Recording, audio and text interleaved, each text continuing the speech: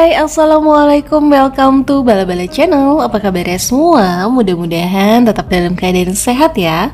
Oke, kali ini Bala Bala mengajak kalian untuk perjalanan spiritual ke kota Madinah. Tapi sebelumnya buat kalian yang lagi nonton video ini, jangan lupa untuk like dan subscribe channel ini agar channel ini terus berkembang.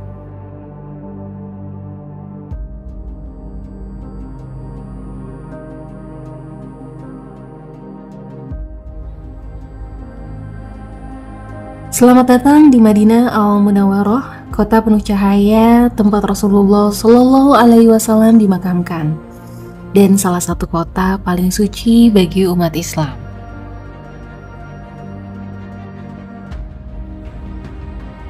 Masjid Nabawi bukan sekedar tempat ibadah, ini adalah simbol cinta, ketenangan, dan sejarah Islam yang hidup.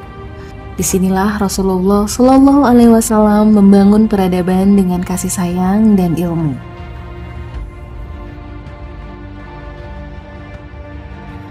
Saat pertama kali masuk ke Masjid Nabawi, hati ini langsung tenang. Rasanya seperti disambut dengan cinta dari langit.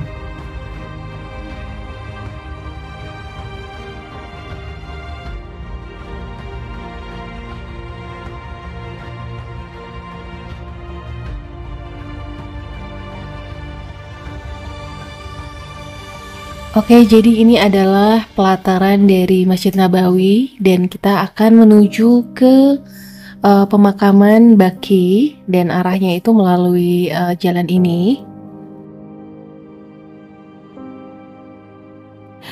Oke, di sebelah kiri ini adalah pemakaman Baqi. Jannatul Baqi adalah tempat peristirahatan sahabat-sahabat Rasulullah Shallallahu Alaihi Wasallam. Di sini para istri Nabi, anak-anak beliau, dan banyak sahabat utama dimakamkan.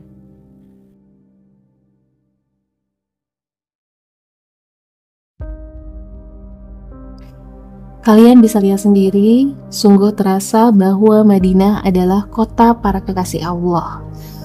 Doa-doa di sini terasa lebih dalam dan lebih dekat. Berada di Madinah bukan hanya soal perjalanan fisik. Ini adalah perjalanan jiwa. Setiap waktu sholat, setiap azan, dan setiap doa membuat kita merasa lebih dekat dengan Allah.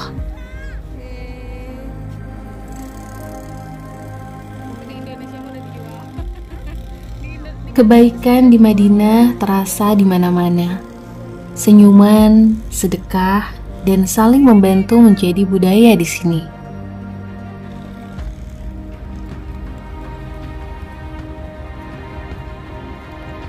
Ketika Nabi Muhammad Shallallahu Alaihi Wasallam hijrah dari Mekah ke Madinah, hal pertama yang beliau lakukan setelah tiba adalah mendirikan sebuah masjid. Beliau membeli sebidang tanah milik dua anak yatim, Sahal dan Suhail, untuk mendirikan masjid tersebut. Nabi Muhammad Shallallahu Alaihi Wasallam ikut langsung membangun masjid ini bersama para sahabat.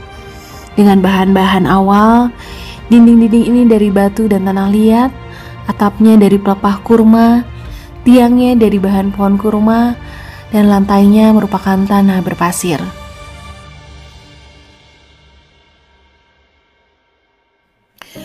Masjid ini juga menjadi tempat ibadah, tempat musyawarah, tempat belajar, dan tempat-tempat istirahat untuk orang-orang musafir. Di masjid ini terdapat raudah. Raudah adalah area dari antara rumah Nabi dan mimbar beliau, yang kini berada di dalam masjid. Nabi bersabda, "Antara rumahku dan mimbarku adalah taman dari taman-taman surga."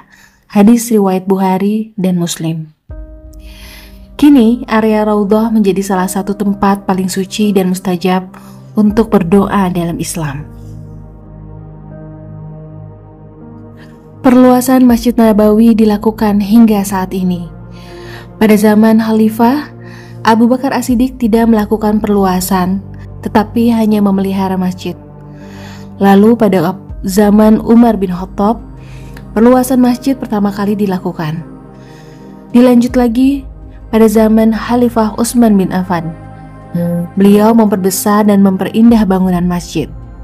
Dilanjutkan dengan Khalifah dinasti Umayyah dan Abbasiyah. Mereka melakukan renovasi dan pembangunan menara.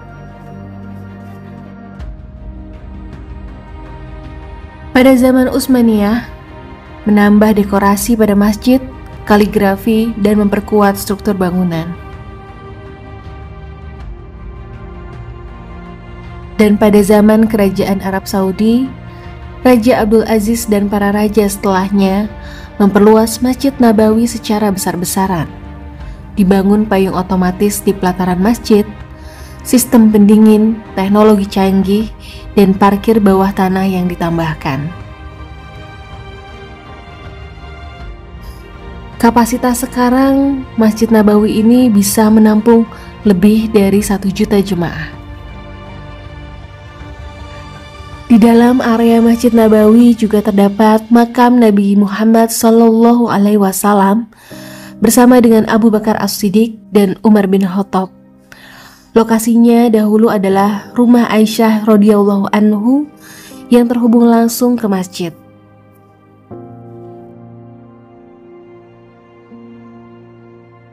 Rasulullah SAW bersabda, "Salat di masjidku ini lebih baik dari 1000 salat di masjid lain kecuali Masjidil Haram." Hadis riwayat Bukhari dan Muslim.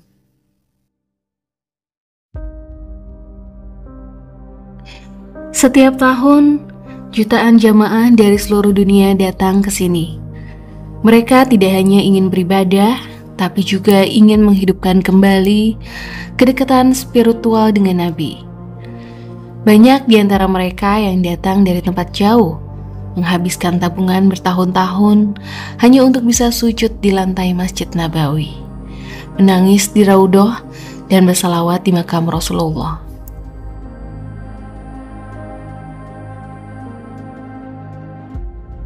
Masjid Nabawi menyatukan manusia dari berbagai bangsa, bahasa, warna kulit, dan latar belakang. Di sini kita semua sama. Kita semua hamba Allah. Kita semua adalah pencinta Rasulullah. Tidak ada perbedaan kasta, pangkat, atau jabatan. Yang ada hanya persaudaraan dan cinta karena Allah. Banyak kisah luar biasa yang terjadi di Masjid Nabawi. Ada seorang laki-laki tua dari Asia Tengah yang berjalan kaki selama 2 tahun hanya untuk bisa melihat makam Rasulullah. Dan ada pula sepasang suami istri dari Afrika yang menjual seluruh hartanya demi bisa sholat di Raudhah, kemudian wafat dengan tenang di Madinah setelah menyelesaikan doanya. Dan tak jarang kita melihat jamaah yang menangis histeris begitu selesai sholat, karena merasa akhirnya bisa berada begitu dekat dengan Nabi yang selama ini hanya mereka kenal lewat buku dan cerita. Masjid Nabawi bukan sekedar tempat, ia adalah pelabuhan hati, tempat di mana hati-hati yang rindu, lelah, dan terluka menemukan kembali ketenangannya. Masjid Nabawi mengingatkan kita bahwa Islam bukan hanya tentang hukum dan perintah, tapi juga tentang kasih sayang, akhlak, dan cinta. Rasulullah membangun masjid ini bukan untuk menunjukkan kekuasaan, tapi untuk menyatukan umat, bukan untuk mengejar kemewahan, tapi untuk menumbuhkan iman dan kedekatan kepada Allah. Di era modern yang penuh hiruk-pikuk ini, Masjid Nabawi tetap menjadi tempat yang menenangkan. Suasana malamnya di mana jamaah membaca Al-Quran dalam diam atau duduk menatap langit Madinah yang tenang, memberi pelajaran bahwa ketenangan bukan berasal dari dunia, tapi kedekatan kepada Allah dan Rasul-Nya.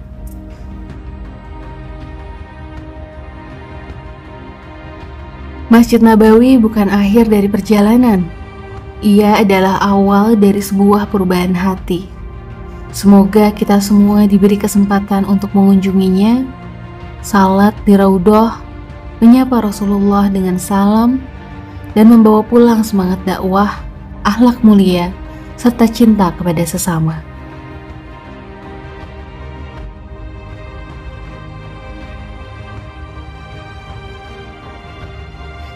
Mencintai Masjid Nabawi bukan hanya soal perjalanan fisik, tapi tentang bagaimana kita meneladani Rasulullah dalam setiap langkah hidup kita.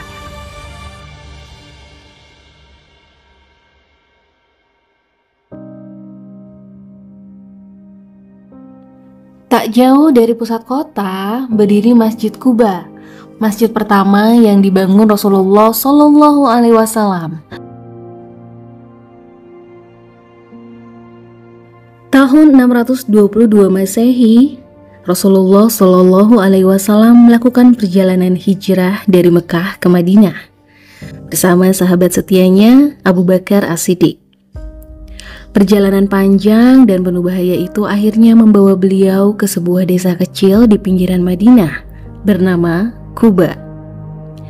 Disinilah sebelum memasuki kota, Nabi menetap selama 4 hari. Dan disinilah pula beliau membangun sebuah masjid. Masjid ini dibangun dengan bantuan para sahabat dan penduduk setempat. Sederhana tapi kokoh, batu demi batu diletakkan dengan penuh cinta dan iman. Dan inilah yang kemudian menjadi masjid pertama yang dibangun atas dasar iman dan ketakwaan. Masjid Quba.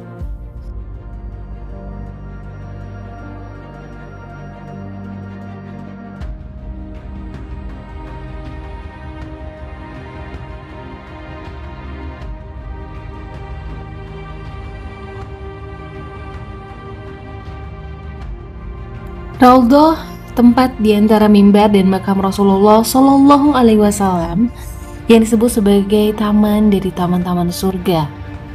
Setiap langkah di sini, setiap doa yang terucap begitu bermakna. Banyak jamaah meneteskan air mata di sini. Mereka tidak hanya berdoa, tapi menyampaikan rindu dan cinta kepada Nabi Muhammad Shallallahu Alaihi Wasallam.